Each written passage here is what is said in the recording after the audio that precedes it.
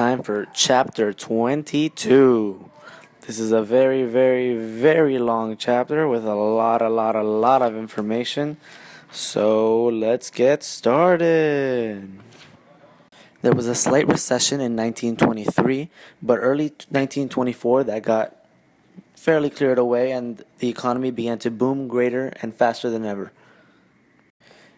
The economic boom was a result of many factors. One, the United States after World War I was the only true healthy industrial power in the world. Another one is that the technology and the great industrial expansion grew at such a rapid pace. America also had a major breakthrough through technology, beginning with the radio, which became very popular and began to broadcast in 1920. However, the very first radios began to use Morse code. Commercial aviation developed slowly in the 1920s, starting with planes delivering mail to people. There was also a great increase in commercial travel. The development of new cars and trains becoming faster and more efficient. Almost 500,000 Mexicans entered the United States in the 1920s, more than any other nationality. Most of them resided in California, Texas, Arizona, and New Mexico. Maybe we should have built a wall. Man, I cracked myself up. And I would build a wall like nobody can build a wall. The new era was a tough time for labor organizations. The labor organizations failed to adapt to the new modern economy. One example is the American Federation of Labor, the AFL, who remained committed to helping out those skilled workers that had a particular area of knowledge. They made no effort to help the fastest growing area of the workforce, which is the unskilled workers, who at the time had very few organizations of their own. William Green became the president of the AFL in 1924, but he was in favor of peaceful cooperation.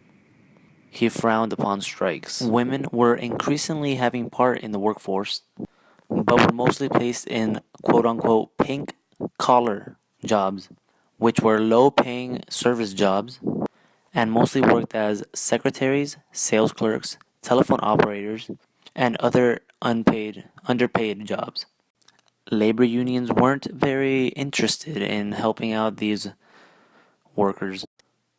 This new era brought a new view to womanhood. Women felt more empowered.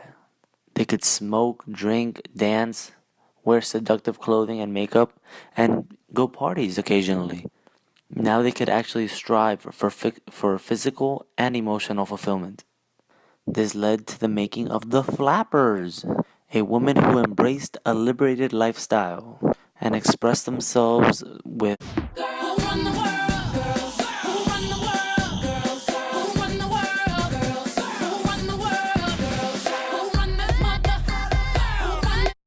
Most people that were influenced by the Flappers were the middle class and the working class.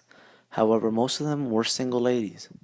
And you know what that means. All the single ladies, all the single ladies, all the single ladies, all the single ladies, all the single ladies, all the single ladies. Now put your hands up. Many Asians, including the Japanese and the Filipinos, swelled to California to get more jobs.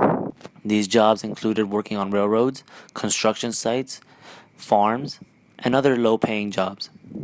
However, this was shortly after the Chinese. Like the women, 500,000 African Americans who went up through the Great Migration had very few opportunities for representation from any sort of union. Most blacks worked as janitors, dishwashers, garbage collectors, commercial laundry attendants, and domestics, and other types of service jobs. Unions did not want women or minorities to become union members.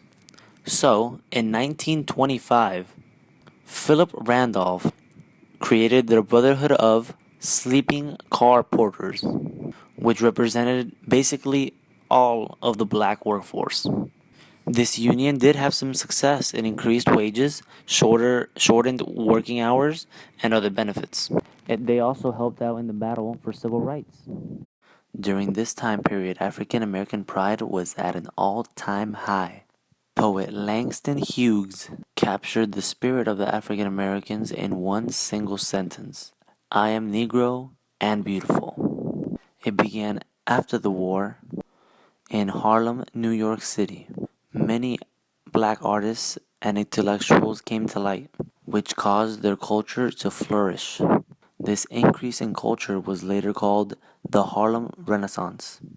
They had nightclubs, many different great jazz musicians who would later become part of popular national culture.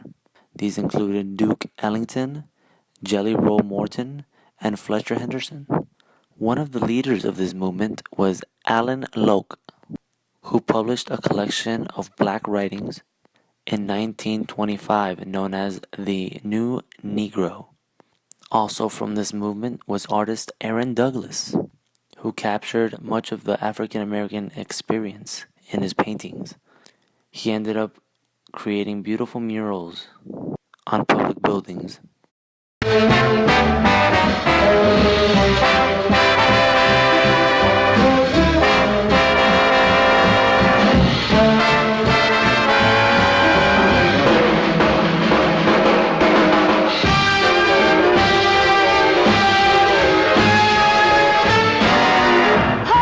Education. I guess this is where it went bad for us, as education became an increasingly important role during this time.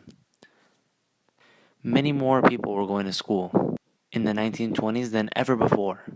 High school attendance more than doubled during the decade.